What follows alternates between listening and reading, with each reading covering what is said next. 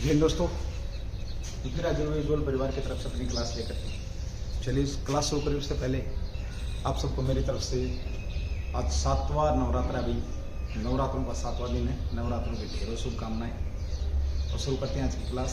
पहला ही क्वेश्चन अभी आपका, कल आज 8 तारीख है, कल 7 अप्रैल को कौन सा दिवस मनाया जाता है? अच्छा क्वेश्चन है। या इस क्वेश्चन को घुमाएगा, इस क्वेश्चन को घुमाएगा कि आपका वर्ल्ड जो आपका सीधा से बोलेगा विश्व स्वास्थ्य दिवस कब मनाया जाता है? World health day. ठीक है भाई, तो चलिए लेते हैं पहला क्वेश्चन आप लोगों का। क्वेश्चन नंबर 1 है, विश्व स्वास्थ्य दिवस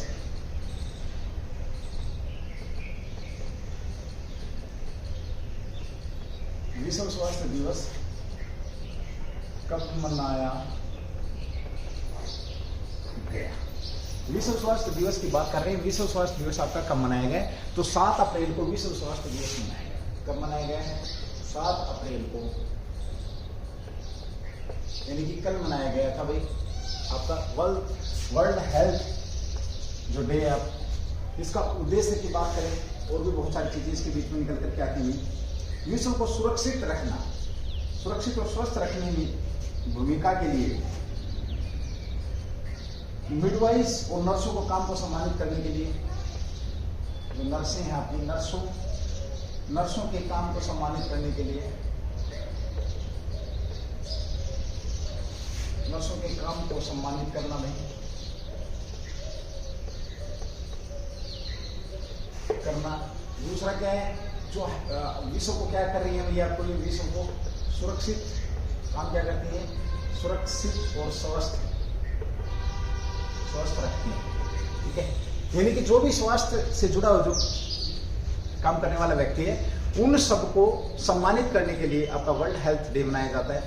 यहाँ पर जैसे कि अभी पीछे एक महामारी आई हुई थी, अभी भी खैर गई नहीं है पूर्ण रूप से कह सकते हैं, कोविड-19 में जो भी हेल्थ वर्कर थे उन्होंने योद्धाओं के रूप में फ्रंट लाइन में खड़े होकर के काम किया और एक सम्मान के योग्य काम किया।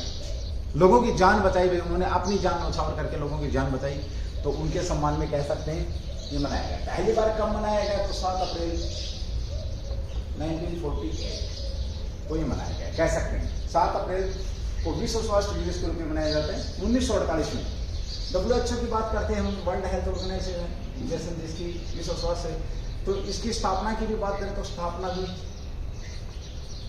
आपकी 7 अप्रैल 1948 को हुई थी, ये भी ध्यान रखिए। ठीक है, WHO की स्थापना को चिन्हित करने के लिए प्रतिवर्ष मनाया जाता है, याद रखेंगे।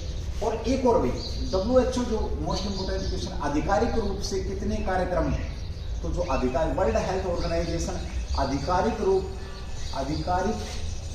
से केवल 8 कार्यक्रमों में भागीदार होता है। कितने?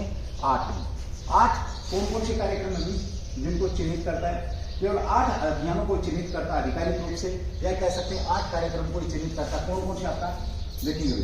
सबसे पहला इनमें से एक है विश्व मलेरिया दिवस। भैया आपका विश्व मलेरिया दिवस।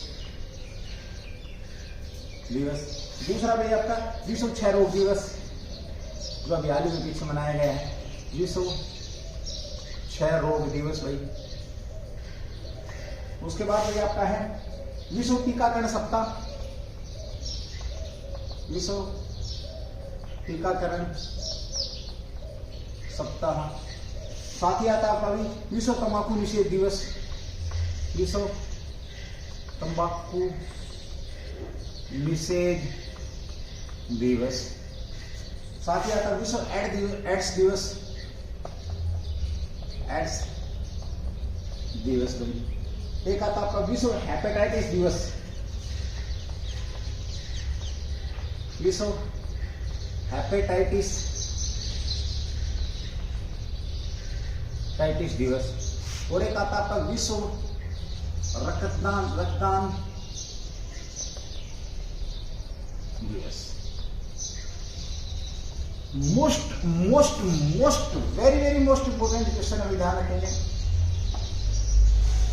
ये सारे के सारे दिवस आप लोगों को पता होना चाहिए।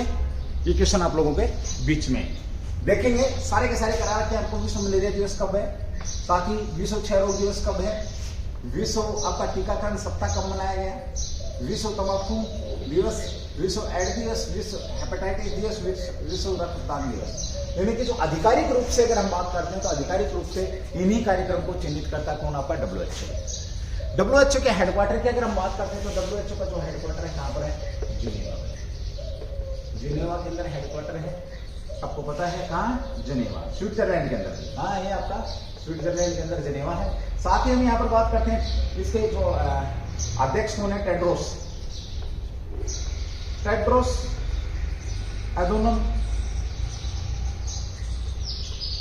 क्या इसके अध्यक्ष है। हमने बात करी, इसकी बात करी, बड़ा शानदार क्वेश्चन है आपका। विश्व स्वास्थ्य दिवस, वर्ल्ड हेल्थ डे की बात करी तो वर्ल्ड हेल्थ डे जो आपका WHO वर्ल्ड हेल्थ ऑर्गेनाइजेशन के द्वारा यहाँ पर इसकी जो स्थापना दिवस के रूप में चिन्हित किया जाता है। इस दिवस का उद्देश्य मैंने बताया, नर्सों को के काम को सम्मानित करना है, जो भी हेल्थ से जुड़ी जो लोग उनके कामों को सम्मानित करना, विश्व को सुरक्षित और स्वास्थ्य से संबंधित जो लोग काम करते हैं उनको सम्मानित करना इसका उद्देश्य है। स्थापना की बात करते हैं तो 7 अप्रैल 1948 को स्थापना हुई। WHO का आधिकारिक रूप से कितने 8 मनाता है विश्व मलेरिया दिवस, और ये आठों के आठों दिवस कब मनाए जाते हैं, ये क्वेश्चन आप लोगों के बीच में। एक सप्ताह इसके अंदर है, 7 दिवस में, ठीक है, एक सप्ताह है, 7 दिवस है, मैंने करा रखा है। फिर भी मैं चाहूंगा कि एक बार आप लोग मुझे जरूर रिप्लाई करके बताएं कि कब कब ये। साथ ही हमने बात करें हेडक्वार्टर के जिनेवा, अध्यक्ष कौन है इसके, तो अध्यक्ष साहब के बीच में टेड्रोस साहब जो है इसके अध्यक्ष है। चलिए अगले क्वेश्चन की बात करते हैं। हाल ही में विश्व स्वास्थ्य संगठन के वायु गुणवत्ता डेटाबेस के अनुसार दुनिया के कितने प्रतिशत हिस्सा श्वास ले रहा है, किसके अनुसार भाई। चलिए क्वेश्चन नंबर 2, ये भी आपका चर्चा में है भाई आपका। तो WHO के अनुसार ही हमने अभी WHO की बात करी। WHO के अनुसार कितने प्रतिशत विश्व के लोग प्रदूषित हवा में सांस ले। ये भी आपका क्वेश्चन बन जाएगा जब WHO की बात चली। सीधी सी बात करें कि विश्व के कितने प्रतिशत जो लोग हैं प्रदूषित हवा में सांस ले रहे हैं। प्रदूषित हवा का मतलब ये कि जो मानक WHO ने तैयार किए हैं, जो मानक WHO ने तैयार किए हैं उनकी बात यहां पर हो रही है। WHO के द्वारा जो मानक तैयार किए गए हैं उनके अनुसार कितनी तो हवा की हम यहां पर बात करते हैं, कितने प्रतिशत लोग भी आपके 99% हिस्सा अस्वस्थ है।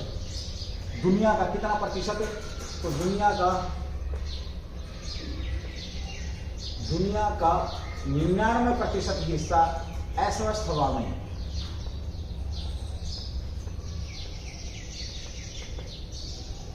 सांस ले रहा है, ठीक है। यह अपडेट कब का भाई, जो डाटाबेस है किसके अंदर 2022 डाटाबेस अपडेट कब का, ये 2022 का, यानी कि जो डाटा है उसकी यहां पर बात कर रहे हैं। अपडेटेड नाइट्रोजन ऑक्साइड, अपडेटेड जो अपडेट है क्या कहता है, नाइट्रोजन ऑक्साइड NO2 की वार्षिक औसत सांद्रता के जमीनी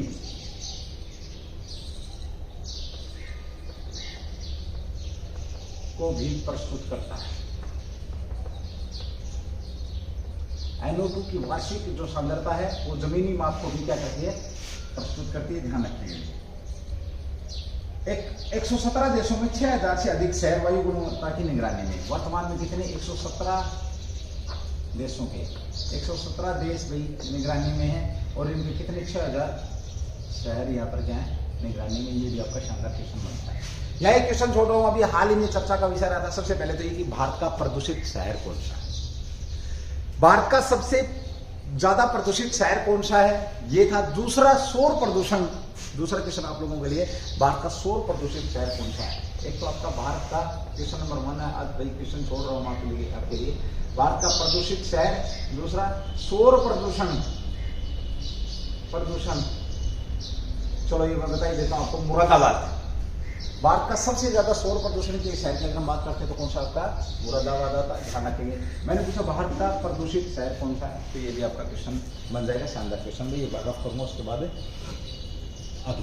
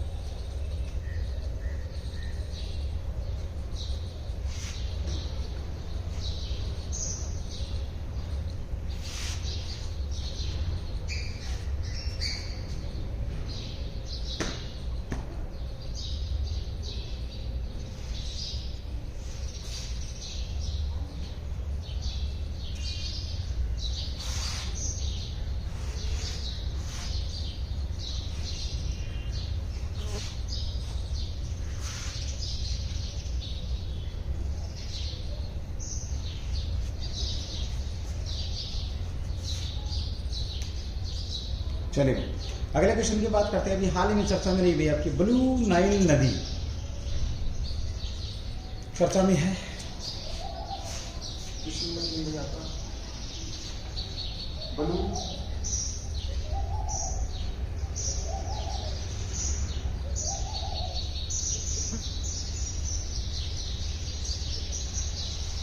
चर्चा में है, क्यों? चलिए अभी चर्चा में क्यों ब्लू नाइल नदी, सबसे पहले तो बात ये करते हैं। अभी हाल ही में भाई इस नदी के अंदर एक एक्सीडेंट हुआ और उस एक्सीडेंट में 13 लोगों की मौत हुई, 13 की 13 महिलाएं थी। ठीक है, तो ब्लू नाइल नदी की अगर बात करें तो नील नदी की सहायक नदी है, जिसको लाइफ लाइन, किसकी लाइफ लाइन के नाम से जाना जाता है? मिस्र की लाइफ लाइन के नाम से जाना जाता है, जिसको उसकी सहायक नदी है। चलिए बात करते पहले नील नदी की, इसकी सॉरी ब्लू नाइल नदी, ये नील नदी की सहायक नदी हो गई।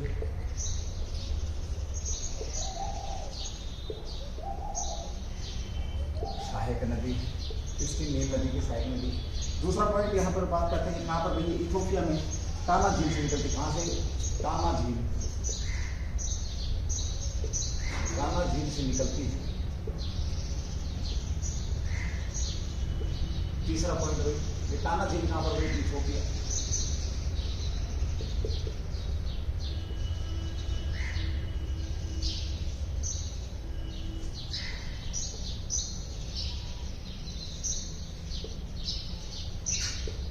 इथियोपिया में भाई यहां से निकलती है, इथियोपिया में टाना झील से निकलती है और ये सूडान से होकर जाती है। कहां से भी आपका इथियोपिया से टाना झील से निकलकर सूडान से होकर इसका जो पथ है होकर जाती है, ध्यान रखिए। ठीक है, साथ ही बात करते हैं यहाँ अभी हाल में सूडान के सेनार प्रांत में, कहां पर भी? सूडान के चर्चा में क्यों है? सेनार जो प्रांत है, इस सेनार प्रांत में क्या हुआ? एक एक्सीडेंट हुआ, एक्सीडेंट कह सकते हो आप। और इसमें क्या हुआ? 23 लोग एक जहाज दुर्घटना में, 23 लोग एक जहाज दुर्घटना में मारे गए। और इनमें सारी क्या थी? महिलाएं। क्या थी? सारी महिलाएं। ठीक है, तो चलिए बात करिए हमने ब्लू नाइल नदी की चर्चा में क्यों है, तो आपके बीच में है। और ये ब्लू नाइल अफ्रीकी देशों के लोगों का सामान के लिए, क्या भाई? जो अफ्रीकी देश हैं, अफ्रीकी देशों के लिए, देशों के सामान का एक महत्वपूर्ण परिवहन साधन है, या कह सकते परिवहन का मार्ग।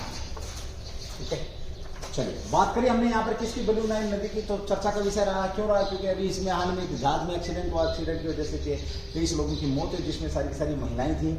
और अफ्रीका देशों का एक ये भी व्यापार का कह सकते हैं, व्यापार का मार्ग है। नील नदी की सहायक नदी कहाँ बहती है? आपकी सूडान और इथियोपिया की टाना झील से ये निकलती है। और अब जो एक्सीडेंट हुआ कहाँ पर? वो आपका सूडान के अंदर एक्सीडेंट हुआ है। अब यहाँ पर थोड़ी सी महिलाओं की अगर हम बात करते हैं तो कल परसों 2-3 दिन से अपनी सबसे पहले महिलाओं की बात करते हैं तो महिला दिवस कब मनाया जाता है? अंतर्राष्ट्रीय महिला दिवस कब मनाया जाता है? तो 8 मार्च को भाई।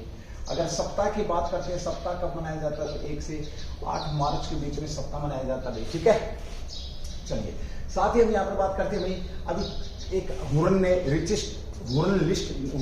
लिस्ट जारी करी थी। लिस्ट कौन सी लिस्ट जारी करी थी? सेल्फ मेड रिचेस्ट महिलाओं की लिस्ट जारी करी थी, जिसके अंदर कितनी? 124 महिलाएं। हुरन की लिस्ट थी भाई।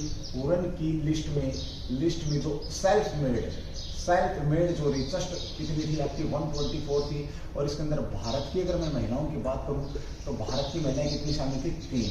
और पहले नंबर पर कौन थी? आपकी फाल्गुनी नायर जो थी वो पहले नंबर पर थी। कौन थी? फाल्गुनी नायर क्या थी? आपकी पहले नंबर पर थी। चलिए साथ ही बात करते हैं महिलाओं की। जब बात चली तो एक क्वेश्चन और बड़ा शानदार आप लोगों से पूछा जा सकता है, ध्यान रखेंगे। एक फोर्ब्स ने सूची जारी करी थी। फोर्ब्स 2022 में सूची जारी करी थी, 2022 में फरवरी में शायद में भी। तो उस सूची के अनुसार सबसे ताकतवर महिला की अगर हम बात करें तो मार्कले एंजिला थी। कहाँ की? जर्मनी की एक्स चांसलर थी। जर्मनी की एक्स जो आपकी चांसलर थी, एक्स चांसलर, दुनिया की सबसे ताकतवर महिलाओं में ये इनका नाम था। उस लिस्ट के अंदर 100 महिलाओं की लिस्ट जारी करी थी। इस 100 में 41वें नंबर पर हमारी निर्मला सीतारमण भी थी। निर्मला सीतारमण भी शामिल थे, ध्यान रखेंगे। आपका ये हो गया महिलाओं को लेकर के भी, और इन्हीं महिलाओं की ये जो माता शक्ति है, इनका क्या यहाँ पर एक्सीडेंट के अंदर 23 के 23 आपकी जो महिलाएं थी, ये भी आपका महिलाओं को लेकर के बड़े अच्छे क्वेश्चन यहाँ पे पूछा जाता है। पूछ लिया जाता है कि भारत की पहली सुप्रीम कोर्ट की महिला जज कौन थी, फातिमा बीबी थी। साथ ही पूछ लिया जाता है कि भारत की पहली महिला राज्यपाल कौन थी। साथ ही पूछ लिया जाता है कि भारत की संविधान सभा के अंदर कितनी महिलाएं शामिल थी। एक और क्वेश्चन बड़ा शानदार सा बन जाता है आप लोगों का कि भारत की संविधान सभा की पहली बैठक में कितनी महिलाओं ने भाग लिया था, ये भी शानदार क्वेश्चन रहता है। साथ ही एक और बड़ा शानदार क्वेश्चन आता है कि भारत की पहली महिला जो सीएम थी वो कौन थी, भारत की पहली प्रधानमंत्री कौन थी, भारत की पहली पूर्णकालिक वित्त मंत्री कौन थी। ये सारे के सारे क्वेश्चन आप लोगों को मालूम होना चाहिए, ठीक है। चलिए बात करता हूँ अगले क्वेश्चन की, क्वेश्चन नंबर 4। चलिए चर्चा में रहा, अभी आपका चर्चा में रहा वैगनर ग्रुप। वैगनर ग्रुप चर्चा में है, ये क्या है आपके पास वैगनर ग्रुप। वैगनर जो ग्रुप है चर्चा में है, वैगनर ग्रुप चर्चा में है, ग्रुप चर्चा में है। यह क्या है, इसका संबंध कहां से, वैगनर ग्रुप का। अगर मैं बात करूं सीधी सी, तो इसका चर्चा का जो संबंध है, देखिए सीधी सी अगर हम बात करते हैं तो इसका संबंध किससे, रूस से। क्या है इसका संबंध, रूस से है, ध्यान रखें। और रूस वैसे भी हाईलाइटेड हो चुका है आदमी। फिलहाल हम बात करें इसकी, तो ये क्या है, रूस की निजी सैन्य कंपनी है। क्या है, रूस की निजी सैन्य कंपनी। रूस की निजी सैन्य कंपनी जो क्या करती है, वैगनर ग्रुप, ब्रिटिश सेना खुफिया के अनुसार वैगनर ग्रुप के 1000 भाड़े के सैनिकों को पूरी यूक्रेन में तैनात किया गया। चर्चा में अब क्यों आई है, तो ब्रिटेन की जो खुफिया विभाग है, ब्रिटेन की खुफिया विभाग के अनुसार, ब्रिटेन की खुफिया विभाग के अनुसार 1000 जो सैनिक हैं, भाड़े के सैनिक यहाँ पर पूर्वी यूक्रेन के अंदर इनको क्या किया गया, कह सकते हैं तैनात किया है। और ये मानवीय अधिकारों को मतलब कह सकते हैं बिल्कुल निर्दयी किस्म के लोग हैं, मारते भी हैं, महिलाओं के साथ जो भी जबरदस्ती भी करते हैं, बच्चों को भी मारते हैं, बूढ़ों को भी मारते हैं। जो युद्ध के दौरान जो युद्ध के भी कुछ नियम होते हैं, लड़ाई होती है तो लड़ाई के भी कुछ नियम होते हैं, उन सबको ताक पर रख करके जो अंतर्राष्ट्रीय लेवल के लड़ाई के नियम है उन सबको ताक पर रख दिया जाता है। और उन जो कि भाड़े के सैनिक है उन सब चीजों को ये यूज करते हैं। यहाँ पर मानव अधिकार का हनन का आरोप है इन पर। देखिए मानव अधिकारों के हनन का आरोप है इन पर। आरोप है कि मानव अधिकारों को क्या कर रहे हैं, हनन कर रहे हैं। शानदार क्वेश्चन आप लोगों का। और पहली बार चर्चा में कब आया भैया आपका ये ग्रुप, तो 2014 में पहली बार इसके बारे में जानकारी मिली। तो चलिए वैगनर ग्रुप की हमने बात करी। रूस यूक्रेन युद्ध हो रहा है आपको पता है, और आपका कह सकते हैं जो ये युद्ध है आपका थर्ड वर्ल्ड वॉर की तरफ, तीसरे विश्व युद्ध की तरफ बढ़ रहा है। ठीक है, कल चर्चा हुई है 93 वोटों से इसको रूस को जो कह सकते हैं यूएनओ का एक जो विभाग है उससे अलग कर दिया गया है। उसके खिलाफ 93 वोट पड़े हैं। हर जगह बहुत भयंकर मार काटना चाहिए भाई, इसके ऊपर अलग से एक और क्लास होनी चाहिए। यहाँ पर मैं बात बताने लगा तो जो चीजें हैं आपकी बहुत सारी वो छूट जाएंगी। चलिए ठीक है भाई, अगले क्वेश्चन की बात करते हैं। मैं एक बार इसको रफ करूंगा, उसके बाद हम आगे बढ़ेंगे। एक बहुत शानदार क्वेश्चन है भाई। अभी आज का नवरात्रि चल रहे हैं, हिंदुओं के त्योहारों की यहाँ पर बात हो रही है, तो बड़ा ही शानदार क्वेश्चन आप लोगों के बीच में आ रहा है, इसके ऊपर भी हम यहाँ पर बात करेंगे।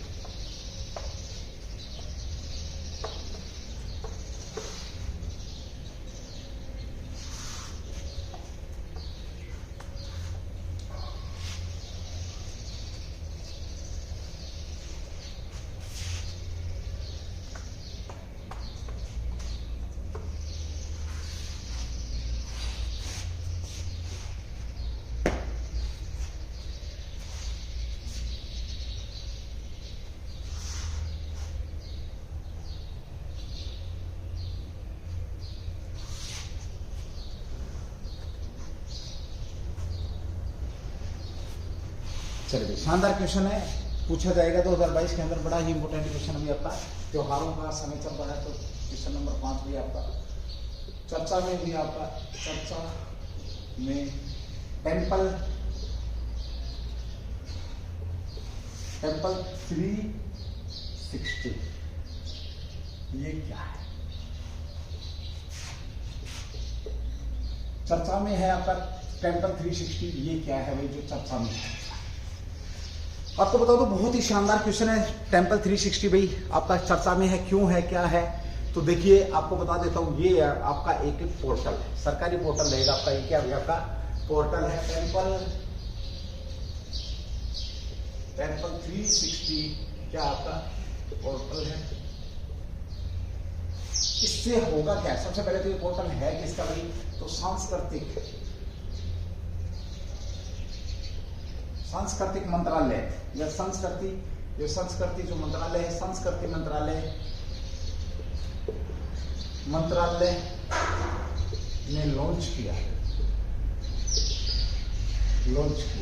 किसके द्वारा लॉन्च किया गया? तो सांस्कृतिक मंत्रालय के द्वारा लॉन्च किया है।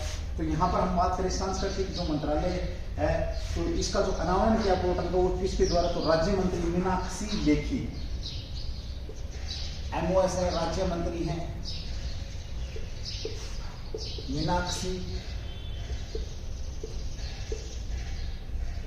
मीनाक्षी लेखी द्वारा अनावरण किया गया। मोस्ट इंपोर्टेंट क्वेश्चन है, अनावरण किया गया। और अपने आप में कहें तो ये एक अनूठी पहल है इस मंत्रालय की। अब समझेंगे क्वेश्चन को, अनूठी पहल कैसे भाई? जितने भी देश के जो मंदिर हैं उन सब मंदिरों को यहां पर क्या ऑनलाइन आप दर्शन कर सकते हैं। जितने भी आपके बड़े बड़े मंदिर हैं उन सभी मंदिरों को, देश के सभी मंदिरों का आप दर्शन घर बैठ करके कर सकते हैं, ऑनलाइन कर सकते हैं, लाइव कर सकते हैं। साथ में होगा क्या? जो कैमरे हैं, जो मंदिर के अंदर जो कैमरे हैं, उन कैमरों को जोड़ा जाएगा इस पोर्टल के साथ। और इस पोर्टल को आगे बढ़ा करके ऐसा भी किया जाएगा कि जो पेड करना होता है आपको पेड भी कर सकते हैं इस पोर्टल पे जा करके। तो संस्कृति जो मंत्रालय उसके साथ जो मीनाक्षी लेखी जी हैं, उन्होंने एक बहुत ही शानदार पहल करी है। और हिंदू संस्कृति में एक अनूठी पहल है कि देश के सभी जो लोग, अब इसका सबसे बड़ा फायदा उन लोगों को होगा जो चल फिर नहीं सकते हैं, जा नहीं सकते हैं। इससे 2-3 चीजों का फायदा होगा। एक तो ये होगा कि जो ज्यादा भीड़ भाड़ वाले इलाके, उनमें थोड़ी सी भीड़ कम होने के चांसेस रहेंगे। सभी लोगों के लिए जो पहुंच नहीं पाते मजबूरी बस, जिसके पास पैसा नहीं है, जिसके पास जो दूर है, वो सब लोग अब इन मंदिरों को क्या करेंगे? दर्शन करेंगे घर बैठ करके लाइव कैमरों के माध्यम से। तो इस पोर्टल पर ही ये संभव होगा। और ये मीनाक्षी लेखी को मेरी तरफ से जय हिंद, जो इतना बड़ा काम इन्होंने किया है। इस मंत्रालय को भी जय हिंद बोलता हूँ। इसका उद्देश्य है, तो प्रमुख तीर्थ स्थलों का उद्देश्य की बात करें, उद्देश्य जैसा कि मैंने बताया, प्रमुख जो तीर्थ स्थलों के ऑनलाइन दर्शन भाई क्या होंगे? अब ऑनलाइन दर्शन होंगे। अब भगवान भी आपके घर आएंगे, बस श्रद्धा होनी चाहिए, ठीक है? श्रद्धा होनी चाहिए, भगवान आपके घर आएंगे। और ये जो कार्यक्रम किया गया किस के? तो आजादी का अमृत जो महोत्सव है, आजादी का अमृत महोत्सव के हिस्से के रूप में ये किया गया। आजादी के अमृत महोत्सव के हिस्से के रूप में ये किया गया है, ध्यान रखिए। 24 घंटे की फीडबैक, लाइव कैमरे फीड के माध्यम से 24 घंटे मंदिर के दर्शन प्राप्त हो सकते हैं। इसके 24 घंटे भाई, 24 घंटे मंदिरों के दर्शन हो सकते हैं, कैमरों जो लाइव आपके जो कैमरे हैं उनके माध्यम से भी, ठीक है? फिलहाल वर्तमान में इस पोर्टल के माध्यम से कौन कौन से मंदिर जुड़े हैं? वर्तमान की अगर हम बात करें, आगे सभी जुड़ जाएंगे। वर्तमान में भाई काशी विश्वनाथन मंदिर, भाई विश्वनाथन यूपी के अंदर है। इंपोर्टेंट क्वेश्चन 2-3 निकलेंगे भी आपके, देखना। काशी विश्वनाथन मंदिर कहाँ पूछे तो आपसे कहाँ है? यूपी के अंदर है, इसको भी जोड़ा जा रहा था। सोमनाथ मंदिर भी भैया आपका, सोमनाथ जो मंदिर है ये कहाँ पर आपका? गुजरात के अंदर है, ये भी पूछा जाएगा। त्र्यंबकेश्वर, गणेश्वर और त्र्यंबकेश्वर आपका अगला कौन सा मंदिर है आपका भाई? गणेश्वर, घृष्णेश्वर और आपका त्र्यंबकेश्वर। त्र्यंबकेश्वर। ये मंदिर कहाँ आपके ये पूछ ले तो महाराष्ट्र के अंदर भी, ठीक है। दोनों मंदिर, चारों प्रसिद्ध मंदिरों के जो लाइव स्ट्रीम यहाँ पर देखी जा सकेगी। अभी फिलहाल चारों जो प्रसिद्ध मंदिर हैं इनकी लाइव स्ट्रीम देखी जा सकेगी। और आगे आने वाले समय में इस पोर्टल पर भाई सभी मंदिरों का मैं कह सकता हूँ दर्शन कर सकते हैं। जय हिंद, फिर जय हिंद बोलता हूँ मैं भाई मीनाक्षी लेखी को, संस्कृति मंत्रालय को और उन सब लोगों को जिन्होंने इस सोच को पैदा किया। मेरी तरफ से भगवान उनकी सभी इच्छाएं पूरी करे कि नवरात्रों के टाइम में इतना शानदार पोर्टल उन्होंने यहाँ पर तैयार किया कि जो बुजुर्ग बेचारे जा नहीं सकते हैं, कम से कम टीवी के ऊपर या पोर्टल के ऊपर या कंप्यूटर के ऊपर बेटा बेटी जो ले जाने में असमर्थ आप वो दिखा तो सकते हैं कि ये दर्शन करा सकते हैं, जिनकी बड़ी इच्छाएं रहती है बुजुर्गों की कि हम मंदिर के दर्शन करें भाई, ठीक है। और जल्दी इसे ई सेवाओं से भी जोड़ दिया जाएगा, बहुत ही शानदार। अभी ये भी ध्यान रखेंगे। इस पोर्टल पर आगे चल करके अगर मैं बात करूं तो बद्रीनाथ है आपका, 4 धाम यात्राएं हैं, द्वारका खंड, चारों धामों की यात्राएं भी सारे के सारे जो आपके प्रसिद्ध हैं वो यहाँ पर जोड़ दिए जाएंगे। अगले क्वेश्चन की बात करते हैं तो ये भी शानदार क्वेश्चन आप लोगों का पूछा जाएगा। अभी अलेक्जेंडर वुसिच चर्चा में है, ये कौन है भाई? क्वेश्चन नंबर 7 भैया आपका अलेक्जेंडर वुसिच चर्चा में है,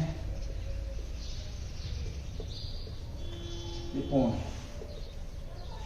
सीधी सी बात करें, अलेक्जेंडर जो वुसिच चर्चा में है तो ये कौन है? सबसे पहले बात करें भाई अलेक्जेंडर वुसिच को राष्ट्रपति के रूप में चुना गया दोबारा से। जो आपके अलेक्जेंडर वुसिच हैं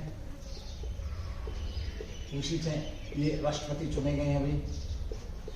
कहाँ के राष्ट्रपति चुने गए हैं ध्यान रखेंगे, तो ये आपके सर्बिया के राष्ट्रपति चुने गए हैं दोबारा से। सर्बिया के राष्ट्रपति होंगे भाई, ठीक है। साथ ही हम यहाँ पर बात करते हैं सर्बिया के राष्ट्रपति हैं अलेक्जेंडर वुसिच। 2017 से सर्बिया के राष्ट्रपति के रूप में भाई, कब से? 2017 से राष्ट्रपति के रूप में भाई, और अभी ने फिर चुना गया राष्ट्रपति के रूप में। बड़ा शानदार क्वेश्चन है, पहली बार चुना गया था 2017 में भी। सर्बिया की थोड़ी सी बात करिए, लैंडलॉक्ड देश है भाई, लैंडलॉक्ड देश है। कहाँ का लैंडलॉक्ड देश है आपका ये? तो दक्षिणी यूरोप, पूर्वी यूरोप में, दक्षिण पूर्वी यूरोप का, दक्षिण पूर्वी यूरोप का लैंडलॉक्ड देश है सर्बिया। हंगरी, रोमानिया इसकी सीमाओं के साथ लगती है। साथ ही हम यहाँ पर बात करते हैं इसकी राजधानी क्या है? बेलग्रेड भाई, बेलग्रेड क्या इसकी? बेलग्रेड। इंपोर्टेंट क्वेश्चन भी आपका, राजधानी बेलग्रेड है। सर्बिया की कैपिटल की बात करें तो क्या आपकी ये राजधानी बेलग्रेड है। सबसे बड़ा शहर अगर पूछें वो भी यही है भी आपका। साथ ही मुद्रा पूछे सर्बियाई दिनार, मुद्रा क्या है इसकी? सर्बियाई दिनार क्या है? दिनार मुद्रा, मुद्रा क्या है इसकी? सर्बियाई दिनार क्या है इसकी? मुद्रा है। चलिए अगले क्वेश्चन की बात करें, ये भी शानदार क्वेश्चन था आपका और पूछे जाने की संभावना बनी रहेगी भी इसकी भी एग्जाम के अंदर। बाकी चलो और बात करते हैं। अभी आपका चर्चा में रहा अभी आपका, तो उसके ऊपर हम बात करेंगे। एक शानदार क्वेश्चन आपका और भी करके आ रहा है अभी हाल ही में, गणगौर चर्चा में है।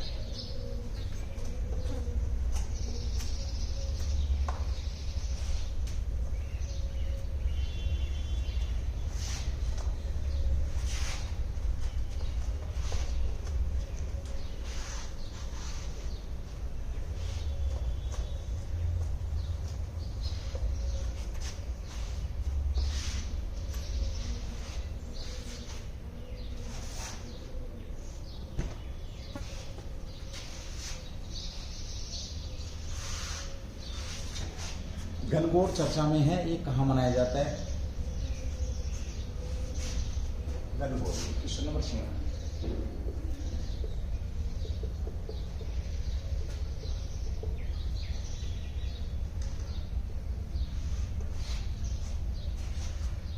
एक त्योहार है भाई, त्योहारों का तो सीजन है, जब नवरात्रे चल रहे हैं, सातवां नवरात्रा है, तो एक त्योहार मनाया जाता है आपका गणगौर त्योहार। चर्चा में है, ये कहाँ पर मनाया जाता है और इसके पीछे रीजन क्या है? तो चलो थोड़ा सा बता देता हूँ आपको। गणगौर विशेष तौर पे प्रसिद्ध अगर हम बात करें तो कहाँ पर मनाया जाता है आपका? राजस्थान के अंदर गणगौर मनाया जाता है। कहाँ मनाया जाता है आपका? राजस्थान का प्रसिद्ध त्योहार भाई, राजस्थान का प्रसिद्ध त्योहार है, ठीक है। यहाँ पर अगर हम पूछे राजस्थान के अलावा कहाँ पर मनाया जाता है, तो एमपी में भी, वेस्ट बंगाल के कुछ हिस्से में और हरियाणा में भी, जो दक्षिण हरियाणा विशेष तौर पर गणगौर मनाई जाती है, गणगौर मनाई जाती है। ठीक है, ओके। इसका अगर हम बात करते हैं तो उद्देश्य क्या है? उद्देश्य है जो महिलाएं यानी कि जो नव विवाहिताएं हैं, नव विवाहिता महिलाएं किसकी पूजा करती है? इसमें गौरी माता की पूजा करती है। गौरी माता कौन भाई? शिव शंकर जो भगवान है उनकी जो मैडम है ना, शिव शंकर भगवान की जो मैडम है उनकी पूजा करती है। ठीक है, दूसरी जो बात करते हैं हम यहाँ पर भाई, समझ में आनी चाहिए बात, बस समझाने वाली बात है। गौरी माता की पूजा करते हैं। साथ में जो अनमैरिड जो लड़कियां हैं, लड़कियां अच्छे पति की कामना के लिए, लड़कियां अच्छे पति की कामना के लिए, पति की कामना के लिए गणगौर की पूजा करती हैं। किसकी पूजा करती हैं? गणगौर। गणगौर में किसकी पूजा होती है? फिर वही बात आती है गौरी माता की, यानी कि पार्वती जो माता जी हैं, पार्वती माता की पूजा करती है। अब अच्छे पति की संज्ञा मुझे, मतलब मैंने एक शब्द यूज किया, अच्छा पति। अच्छा पति का मतलब क्या भाई? कैसा पति हो, है ना? अच्छा पति। अच्छा पति ये जो उसके कहने से चले, तू कहे तो मैं बैठूं, तू कहे तो मैं खड़ा हो जाऊं, तू कहे तो मैं टीवी का रिमोट, जो भी चैनल तू देखे, सास बहू देखे या जो भी देखे वो तेरा चैनल चलता रहे, है ना? तू पर्स में से बिना पूछे पैसे निकाल लिए, सुबह उठ के हो सकता है बेड टी बना करके दे दे, मतलब ऐसा पति की कामना की सुबह उठते बेड टी बना दे, है ना? घर के काम में हाथ बटा दे, उसके बाद चला जाए, पूरे दिन आजादी से वो खुद रहे, आराम से शाम को आए तो आते ही जो उसकी मतलब कोई इच्छा नहीं। अच्छा पति का मतलब ये कि पति की कोई इच्छा ना हो, वो पति क्या है? अच्छा पति है। ठीक है, चलो उसकी कामना के लिए लड़कियां, आज की लड़कियों की संज्ञा की मैंने, आज की लड़कियों संज्ञा की बात नहीं कराना, तो मतलब आज की लड़कियों की जो इच्छा है ना, उस इच्छा की बात करिए, और उस इच्छा से वो गौरी माता या पार्वती माता की क्या करती है? पूजा करती है। कहां पर? राजस्थान का प्रसिद्ध त्योहार आपका गणगौर है ना। यहाँ पर अच्छे पति के बारे में मैंने बताया कि कैसा होता है जो पति, जिनको महिलाएं बोलती कि हाँ ये अच्छा पति है। ठीक है, उसकी चॉइस के कपड़े पहने, उसकी चॉइस के हिसाब से ही मतलब हेयर स्टाइल तक उसकी चॉइस की रखे, है ना? यही होता है अच्छा पति। भाई चलो, राजस्थान के अंदर मनाया जाता है आपका, और अभी चर्चा में है। चर्चा में क्यों? क्योंकि ये मनाया जा रहा है अभी। ठीक है, कब मनाया जाता है? यानी कि भगवान शिव की पत्नी गौरी की पूजा होती है। यह त्योहार फसल, बसंत, प्रसव और वैवाहिक निष्ठा का जश्न माना जाता है। देखिए, फसल है, वसंत है, प्रसव है और वैवाहिक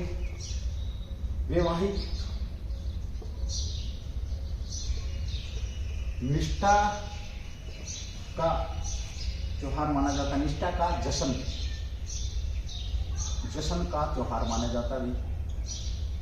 ठीक है, चलिए दूसरी बात करें, अच्छे पति के लिए आशीर्वाद लेती हैं। ठीक है, या वैवाहिक जीवन को सुखमय बनाने के लिए भी, वैवाहिक जीवन को सुखमय बनाने के लिए कह सकते हो आप। ठीक है, चलो चैत्र के एक त्योहार होता कब है? चैत्र के पहले दिन भाई, चैत्र के पहले दिन वो आपने देसी महीने सुने ना, चैत, वैशाख, साठ, सावन, भादो, मंगसर, कार्तिक, उनके चैत माह जो आपका है, चैत महीना जो है, उसके पहले दिन पर ये मनाना शुरू किया जाता है। 15-16 दिन तक आपका ये त्योहार है चलता है। ठीक है भाई, तो चैत्र मास के पहले दिन कब इसको मनाया जाता है? चैत्र मास के पहले दिन से शुरू होता है और 16 दिन तक चलता है। कितने दिन तक चलता है? 16 दिन तक चलता है। खूब उधम मचाती हैं लड़कियां, लेडीजें, है ना? खूब उधम मचाती है, इसके ऊपर फर्स्ट क्लास डांस करती है ना। चलो, छुप के देखा हुआ बचपन में ना, मैंने भी देखा हुआ। सोच रहे होंगे सर अपनी छुपा नहीं छुपा रहा, भाई मैंने भी देखा है। ठीक है, 16 दिन तक लड़कियां क्या करती है? इसमें उपवास भी रखती है। 16 दिन तक उपवास भी रखती हैं। भारतीय संस्कृति है भाई, बड़ा अच्छा क्वेश्चन है, ध्यान रखिए। माता गौरी की प्रतिमाएं मिट्टी से बनाती हैं, मिट्टी से माता गौरी की प्रतिमाएं बनाती हैं। और एक वो हरियाणा में राकुकमेंट है जिसके ऊपर महिलाएं आमतौर पे बैठती हैं, पुरुष तो नहीं बैठते, आमतौर पे महिलाएं बैठती हैं, जिसको पीढ़ा बोला जाता है। ठीक है, पूछा जाता है, और उस पीढ़े के ऊपर है ना एक तरीके से एक तरफ एक जेंट्स की, एक तरफ एक महिला की जिस घर में जैसे किसी लड़की की या लड़के की शादी होती है तो उनको सिर पे रख करके और वहाँ तक ले जाया जाता है, कुएं तक। उसको बोलते थे हरियाणवी भाषा में सिलाना, कि इनको सिला के आएंगे, है ना। तो वो मिट्टी की एक प्रतिमा टाइप में बनाई जाती है और उसमें कपड़े पहनाए जाते हैं। एक मूर्ति को जेंट्स के कपड़े पहना दिए जाते, एक को लेडीज के कपड़े, और उनको सिर पे रख करके और गीत और नाच गाने के साथ उनको ले जाया जाता है। ये आपका गणगौर त्योहार है भाई, ठीक है। तो यहाँ पर ये सारी की सारी चीजें आपके बीच में हैं। और साथ ही हम बात करते हैं राजपूत परिवारों में प्रतिष्ठित चित्रकार प्रतिवर्ष स्थायी लड़कियों छवियों के चित्र अंकित करते हैं। राजपूतों में राजस्थान का त्यौहार तो आमतौर पर सीधी सी बात है, राजपूतों का नाम आना अवश्य ही हो जाता है ऑटो सिस्टम से भी, ठीक है। मिट्टी की बात, मिट्टी की प्रतिमाएं बनाई जाती है। साथ में हम बात करते हैं हरियाणा के अंदर भी इस त्योहार को मनाया जाता है। हरियाणा के अंदर भी इस त्योहार को मनाया जाता है, ये ध्यान रखेंगे। साथ ही एक आपका राजस्थान नृत्य की बात करते हैं कि गणगौर नृत्य कहाँ का प्रसिद्ध है, तो ये भी राजस्थान का ही है। गणगौर नृत्य, गणगौर नृत्य पूछे तो गणगौर नृत्य पूछे तो ये भी आपका राजस्थान का ही प्रसिद्ध है, ठीक है भाई। हरियाणा के पूछे तो धमाल नृत्य है, पुराना पूछे हरियाणा का धमाल नृत्य है। साथ में यहाँ पर मृत्यु पर भी नृत्य किया जाता है हरियाणा में। तो क्वेश्चन मेरा यहाँ कि मृत्यु या भोज पर कौन सा नृत्य लोगों के द्वारा किया जाता है, ऐसा नृत्य कौन सा हरियाणा में जो केवल पुरुष करते हैं। अगले क्वेश्चन की बात करते हैं, क्वेश्चन नंबर 8, ये था आपका गणगौर, ठीक है। अच्छा पति बनना है, ध्यान रखेंगे इस बात का भी काम है। अगर आप अच्छे रहेंगे तो पत्नी और भी ज़्यादा अच्छी रहेगी। अब ये मत बोलना सर अपना एक्सपीरियंस शेयर करने हैं, ऐसा कुछ भी नहीं है, मेरे बारे में आंकड़े मत लगा लेना, ठीक है भाई। चलिए अब बात करते हैं भारत में घाटा रहा भाई एक चीज़ का, भारत में घाटा रहा। हमने कल बात करी थी कि रिकॉर्ड तोड़ कह सकते हैं, भारत में रिकॉर्ड तोड़ निर्यात किया गया था। उस निर्यात कितने का किया, 418 बिलियन डॉलर का भारत में निर्यात किया गया था। अब बात आती है घाटे की, तो भारत में व्यापार के अंदर घाटा क्या हुआ उसके ऊपर हम एक क्वेश्चन यहाँ पर लेते हैं। 2021-22 में भारत का व्यापार घाटा सबका दे 2021-22 में 21-22 में भारत व्यापार घाटा सबका में होनी 2021-22 में व्यापार घाटा सबका में। भारत का व्यापार घाटा 2020-21 में बिलियन डॉलर से बढ़कर के, देखिए 2020-21 में जो घाटा है बढ़कर के 102.63 बिलियन डॉलर से 2020-21 में आपका 102.63 डॉलर मिलियन से बढ़कर 27% बढ़कर के कितना परसेंट बढ़ा, सॉरी 27 नहीं 87% बढ़कर 2020-21 में सॉरी 21-22 में कितना हो गया है आपका 21-22 में कितना 141 बिलियन डॉलर। सीधी सी बात है, देखो समझेंगे क्वेश्चन को, यानी कि व्यापार घाटा 2020-21 में कितना था आपका 102.63 बिलियन डॉलर था, 102.63 बिलियन डॉलर था, जो बढ़ा कितना बढ़ा भाई 87% बढ़ा। कब बढ़ा 2020-21 में। सीधा सा पूछे कि 20-21 में कितने प्रतिशत व्यापार घाटा बढ़ा, तो 87.5% है। और कितना बिलियन डॉलर होगा 1.192 बिलियन डॉलर हो गया भाई। और पिछले वित्त वर्ष में कुल निर्यात में हमने यानी कि जो निर्यात किया था, निर्यात की अगर हम बात करते हैं तो निर्यात बिल्कुल सही बात है 4178, इसको 418 बिलियन भी लिखा था मैंने कल, और ये बिल्कुल सही बात है। इतने डॉलर का बिलियन डॉलर का हमने क्या किया निर्यात किया, ये अच्छी बात है। और रिकॉर्ड भी थोड़ा हमने इस बात का हुआ है, मार्जिन भी हुआ है, ठीक है। इस अवधि में आयात भी बढ़ करके आपका कितना होगा ये ध्यान रखेंगे। तो आयात कितना हुआ, निर्यात का तो बता दिया मैंने, आयात की अगर हम बात करते हैं यानी कि एक्सपोर्ट इम्पोर्ट की बात हो रही है यहाँ पर, तो 610.22 बिलियन डॉलर आपका हमने क्या किया है आयात किया। और इसमें इस व्यापार में जो अंतर बना उसको हम घाटे के तौर पर देखते हैं। तो अंतर 610 में से 417 घटाएंगे तो कितना आ जाएगा 19.41 जो डॉलर आपका क्या जाएगा अंतर आ जाएगा। अंतर की बात करें इतना घाटा हमारा हुआ है, इतना घाटा या अंतर दर्ज किया गया है। मास की बात करें अप्रैल 2021 में, देखिए अप्रैल अगर अब एक महीने की अगर हम बात करते हैं तो मार्च की ले लें, अप्रैल 2021 से मार्च 2022 की अवधि में बिलियन डॉलर हो चुका आपका व्यापारिक आयात कितना 610 हो चुका है। इसकी हमने बात कर ली है यहाँ पर, ठीक है भाई। मार्च की लेते हैं, मार्च 2022 में देश का व्यापार घाटा कितना था 18.69 बिलियन डॉलर था, ठीक है। जबकि 2021-22 में कितना था आपका ये 2021 की अगर हम बात करते हैं 22 में तो इतना 21 में कितना था आपका ये तो 21-22 में पूरी अवधि के लिए अगर बात करें तो पूरी अवधि में ये जो घाटा था $1.41 बिलियन हो गया है आपका, ठीक है। चलिए भाई, तो कुल मिलाकर के सीधी सी बात हम यहाँ पर करेंगे कि भारत का जो घाटा हुआ है आपके बीच में, हमने रिपोर्ट तोड़ क्या किया, हमने निर्यात किया, इतना हमारा निर्यात हो गया, लेकिन आयात तो जो हमने किया 610.22, इसकी वजह से भारत के व्यापार में क्या भी घाटा है। ये शानदार क्वेश्चन यहाँ पर आपका रहने वाला।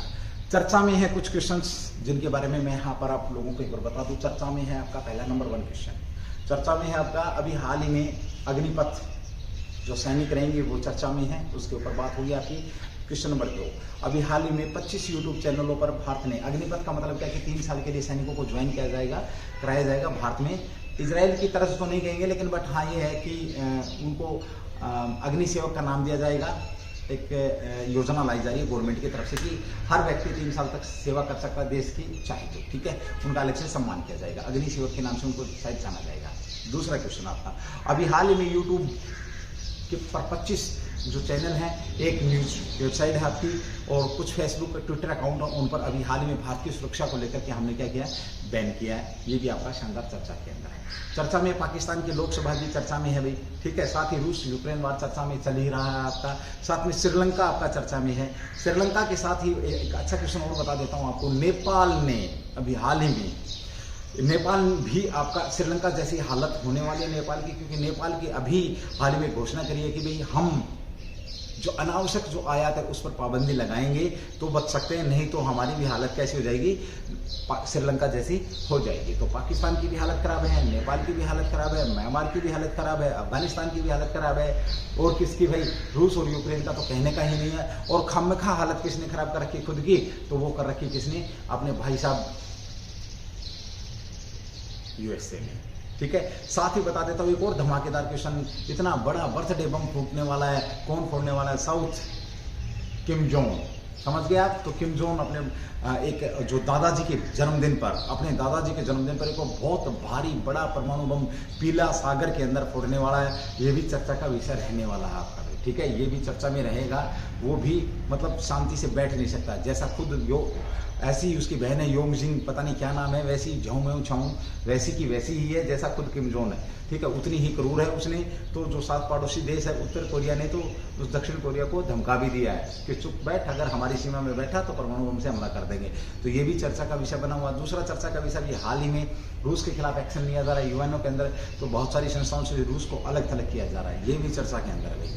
साथ ही यूक्रेन की रूस की वैगनर जो निजी सैन्य कंपनी है वो भी चर्चा में है, क्योंकि उन्होंने अमानवीय हरकतें करी हैं वहाँ पर, और पूर्वी यूक्रेन की बात हो रही है, रूस के, वो तो खैर पूरे रूस के ऊपर भी इल्जाम लगाया जा रहा है, तो ये भी चर्चा का विषय रहा है, ठीक है। साथ ही चर्चा का विषय रहा है चीन की प्लानिंग अभी कि ट्रेन के ऊपर क्या लेकर के चलें, ट्रेन के ऊपर परमाणु वेपन, ट्रेन के ऊपर। अब समझ से बाहर बात है कि कहाँ से फायर करेंगे, किसके ऊपर फायर करेंगे, चलती ट्रेन के ऊपर भी यहाँ पर ये भी चर्चा का विषय बना हुआ है। साथ ही हमारा आज़ादी का अमृत महोत्सव तो चर्चा में है ही है, और ज़्यादा बात क्या करूँ मैं, बहुत सारी चीज़ें आपकी चर्चा में, और सबसे बड़ी चर्चा आपके पेपर की है भाई, आपका पेपर तो होना ही होना है। तो इन चर्चाओं पर ध्यान रखेंगे तो आप अपने पेपर के जन जीत जाएंगे। और बता देता हूँ आज तारीख कितनी होगी, 8 अप्रैल, 8 दिन ये, 30 90, 90 2 92, नंबर 2 कम कर लो, 28 फरवरी है ना, आपके सामने बिल्कुल कैलकुलेशन है, यानी कि 98 डेज आपके 2022 के जा चुके हैं। 98 दिन, जो 1 जनवरी को आपने सपने देखे थे ना, मैं आज के बाद चाय नहीं पीऊंगा, आज के बाद फेसबुक पे, आज के बाद उस पी से बात नहीं करूंगा, आज के बाद क्यू से बात नहीं करूंगा, वो मेरा टाइम खराब करता है या करती है, जो भी आप समझे। वो जो टारगेट रखे थे आपने अपने माँ बाप के सपनों को पूरा करने के लिए, भाई उस टारगेट में आपके -98 डेज कर देना। 365 में से -98 कर देंगे, 365 98, भाई मैं थोड़ा 15 में से 8 गए तो 7 भाई, और आपके 5 में से 9 गए तो 15 में से 9 गए तो 6, ये आपके दिन बचे। बता दें मैंने आपको 267 दिन इस साल के, जो आपने 2022 में टारगेट चुने थे उनके लिए आपके कितने दिन, you have only 267 days left for your achieve your target. If you want achieve your target, hit your target, I think you have hard work you have required for hard work, जितना हो उसके beyond the limit and do and die. यहां मैं एक छोटी सी बात बताना चाहूंगा, हमारे में क्या है कि हम कभी भी ऑप्शनल मतलब कभी भी डू एंड डाई वाली बात नहीं करते हैं। विशेष तौर पे क्या रखते हैं, चल ये पेपर नहीं तो अगला कर देंगे, अगला नहीं तो वो कर देंगे, वो नहीं तो वो कर देंगे। ठीक है, ऑप्शनल होना जिंदगी में जरूरी है, वो मैं ही बोलता हूँ, मेरे ही वर्ड है वो भी, कि भाई आसमान में बहुत से सितारे हैं, टूट भी गए तो और बहुत भी प्यारे हैं, लेकिन इसका मतलब ये नहीं कि आप उसको हल्के में लें। जब तक वो टूट नहीं जाता है, जब तक वो आप हार नहीं जाते, तब तक ऑप्शन एक ही होना चाहिए भाई। फॉर एग्जाम्पल, जैसे अभी सीईटी आपके बीच में आ रहा है, तो अभी फिलहाल सिर्फ और सिर्फ आपका एक ही ऑप्शन होना चाहिए कि मुझे सीईटी ही क्लियर करना है, चाहे मुझे कुछ भी करना पड़े, मेरे लिए और कोई ऑप्शन है ही नहीं। सीईटी देने के बाद फिर आप अपना अगला टारगेट चूज कर सकते हैं कि अब मुझे Delhi police minister head constable vacancy, जो कि आपकी 8-10 साल बाद आपके बीच में आ रही है, मैंने उसको हिट करना ही करना है, या मैंने दिल्ली हरियाणा पुलिस में ऐसा ही लगना है, या मैंने दिल्ली पुलिस में ऐसा ही लगना है, मैंने सीपीओ क्वालिफाइड करना है, या मैंने सीजीएल करना है, या मैंने यूपीएससी करना है। फिर टारगेट एक और चूज करिए। ऐसा नहीं कि भाई एक समय में आप 4 टारगेट अपने बीच में रखे, एक बार उधर देख लेते, एक बार उधर देख लेते, एक बार उधर, और जब आप गर्दन घुमा के दूसरी तरफ देख रहे होते हैं तो अगला उसको हिट कोई और ही कर जाता है और हम वहां पर हाथ मारते रह जाते हैं। सबसे बड़ा मूल मंत्र यही है। और दूसरा सबसे बड़ा मूल मंत्र मैंने बता दिया, अपने 98 डेज क्या किया आज सोचना। आज अगर आपको मेरी इस वीडियो को देख रहा था, आज सोच के देखना कि हमने 98 दिन इस 2022 में क्या किया, अपने टारगेट के लिए क्या किया भाई। उसके बाद आपने देखना है कि अब मैं इनको कवर कैसे करूं, क्योंकि आपके सामने आपका टारगेट था 365 दिन का टारगेट लिया था आपने, तो 267, अगर 2 साल का लिया तो भी कम हो, दिन तो कम हो गए भाई आपके। तो चलिए दोस्तों, आज शायद मैं कुछ ज्यादा ही बोल गया, ठीक है, फिर भी अगर किसी को कोई बात लग जाती है तो उसको दिल में लगा के रखना है, सॉरी नहीं बोल रहा, उसको दिल में लगा के रखना है और करके दिखाना है, यहां ये देखो मैंने किया है।